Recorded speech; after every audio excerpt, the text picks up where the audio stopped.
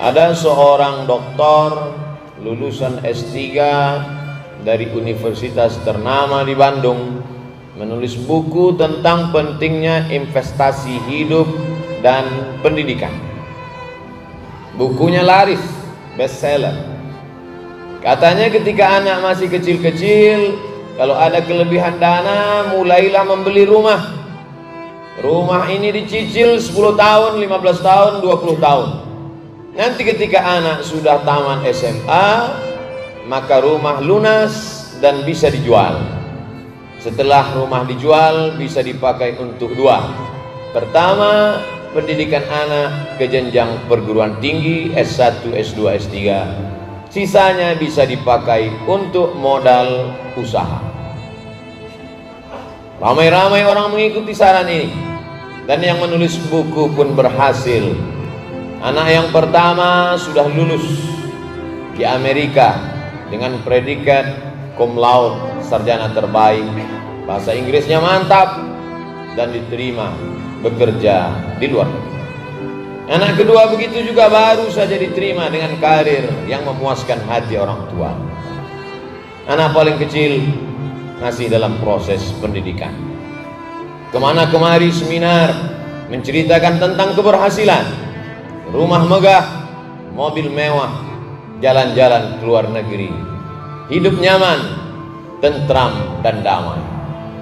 Tapi rupanya Allah Subhanahu wa ta'ala ingin menyentuh yang selama ini belum tersentuh. Ada sesuatu yang tak pernah terpikirkan, tapi Allah berkuasa untuk membuatnya datang dan tiba tanpa diundang. Tanpa terlintas di pikiran, istri pun jatuh sakit. Ketika istri sakit, masuk ke rumah sakit di ruang ICU. Saat itu dihubungilah anak yang pertama. Ibumu dalam keadaan sakit, nak. 9 bulan 10 hari kau dikandungnya. Dengan tetes peluh keringat dan air mata, meregang nyawa kau keluar dari rahimnya. Apa kata si anak? Aku tidak bisa karena ada rapat penting, meeting yang harus dikerjakan, dan saya tinggal di negara yang sangat disiplin. Aturan tidak membenarkan untuk pulang ke kampung halaman. Anak kedua pun dihubungi. Bagaimana ini, ibumu dalam sakit keras, orang lain tak dapat menghibur hatinya. Nampaknya inilah pertemuan terakhir andai kau pulang.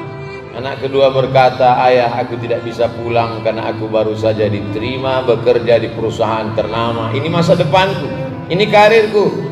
Maka hari-hari pertama kerja ini tidak boleh absen. Dan ini negara sangat disiplin. Mereka tidak tahu menahu apa yang terjadi pada karyawannya, maka mesti tetap bekerja. Tinggal lagi satu harapan, anak terkecil yang terakhir. Ternyata harapan itu pun juga pupus, hilang, terbang melayang. Karena anak terkecil mendapatkan beasiswa dengan ikatan yang begitu ketat, tidak boleh meninggalkan bangku kuliah. Malaikat maut tidak menunggu, nyawa tetap berpisah, keluar dari jasad dalam keadaan ramai di tengah kesepian. Orang lain banyak datang, tapi anak yang diharapkan membisikkan ke telinga, la ilaha illallah Muhammadur Rasulullah. Anak yang mestinya membacakan ayat-ayat Allah ketika roh akan keluar dari jasad, seperti tebasan pedang di tempat yang sama beratus kali, seperti kambing yang dikuliti hidup-hidup, seperti mata kail pancing yang ditarik dari kulit yang basah, tak dapat meringankan permohonan terakhir sakratul maut. Apa mau dikata, nasi sudah menjadi bubur. Akhirnya jenazah itu dibawa juga ke liang kubur. Pusara ditutup, air mata menetes, bukan karena kematian, tapi karena buah hati belayan jiwa tak seperti yang diharapkan. Ternyata kesuksesan belum tentu melahirkan kebahagiaan. Renungan panjang akhirnya sang penulis buku meminta kepada semua tokoh yang menulis bukunya supaya buku itu ditarik kembali, karena dia tidak ingin orang lain merasakan perasaan yang sama yang dia rasakan, bahwa ada sesuatu yang tidak bisa dibeli dengan uang. Tidak semuanya bisa dihargai dengan materi. Ada penyesalan panjang, air mata darah, tak mengembalikan kehidupan. Kita hanya dapat mengambil pelajaran.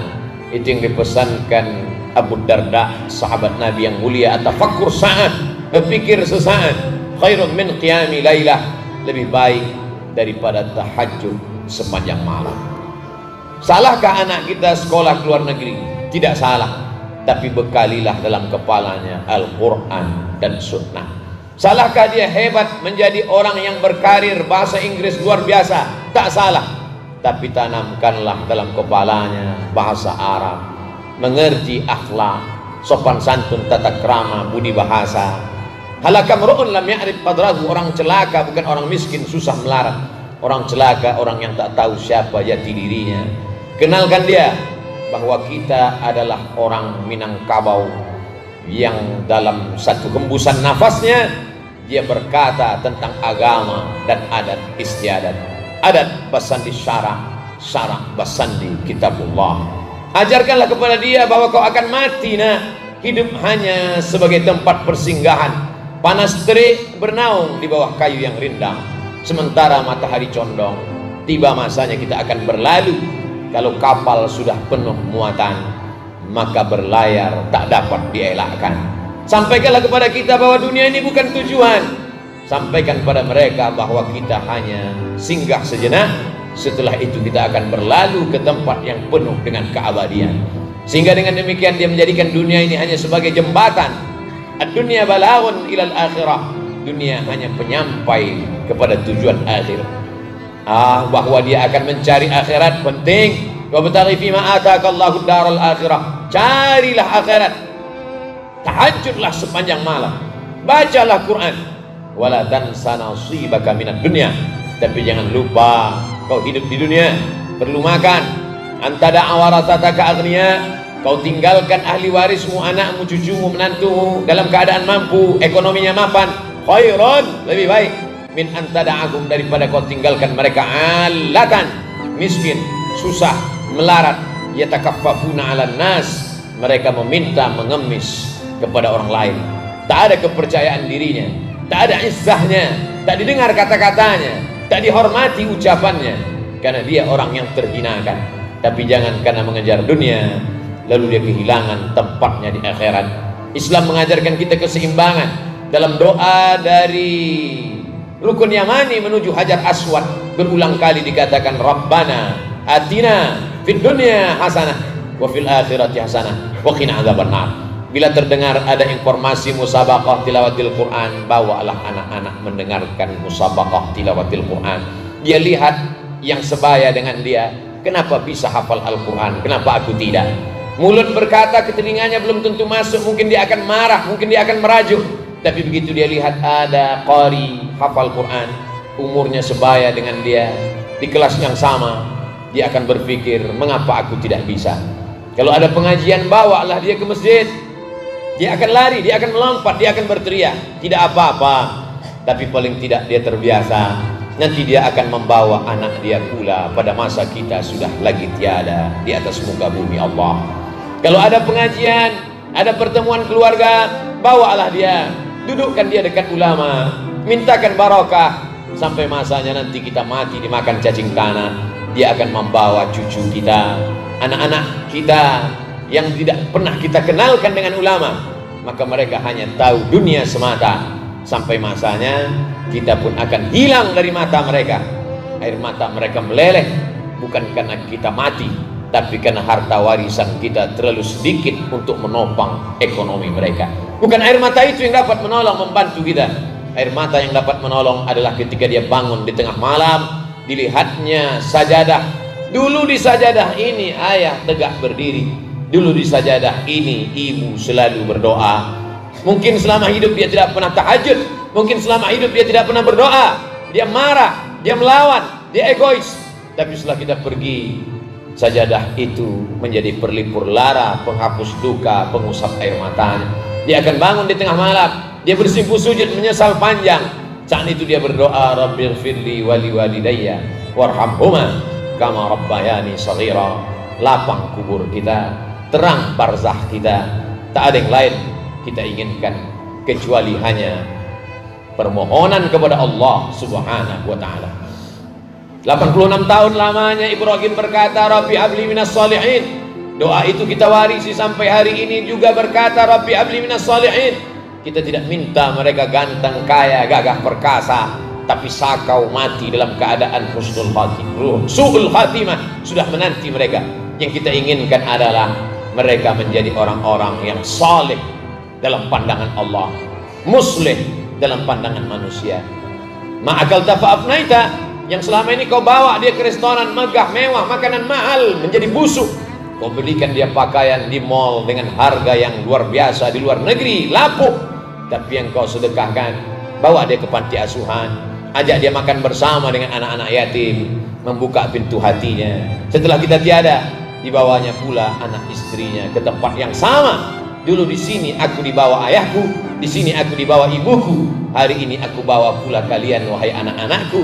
Betapa kita tidak pernah menceramahi mereka, tidak pernah menggurui mereka, tapi perbuatan kita masuk ke tangkai jantungnya, masuk ke ubun-ubun kepalanya, bersarang dalam tulang belulangnya, akan dia ulang sampai kita mati.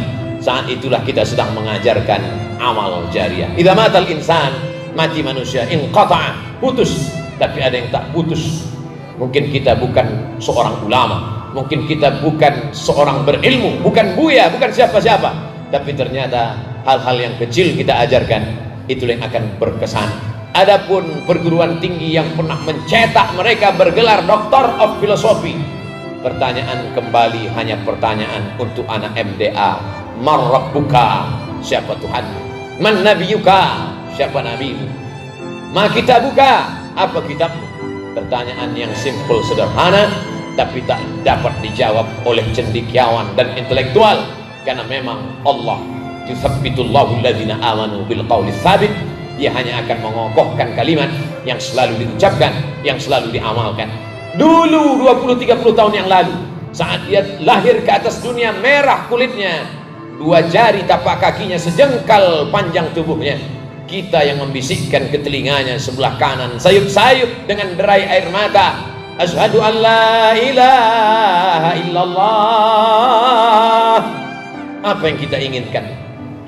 Kita tak pernah minta dia belikan kita rumah yang besar, kita tak pernah meminta dia membelikan kita mobil yang mewah. Yang kita inginkan cuma satu. Nah, dulu saat kau lahir ke atas dunia ini, aku membisikkan ke telingamu la ilaha illallah. Yang ku minta cuma satu, ketika aku akan pergi meninggalkan kalian, ketika saat itu masa genting tiba dan datang, aku hanya minta satu, engkau jugalah yang membisikkan ke telingaku lafaz talqin la ilaha illallah Muhammadur Rasulullah.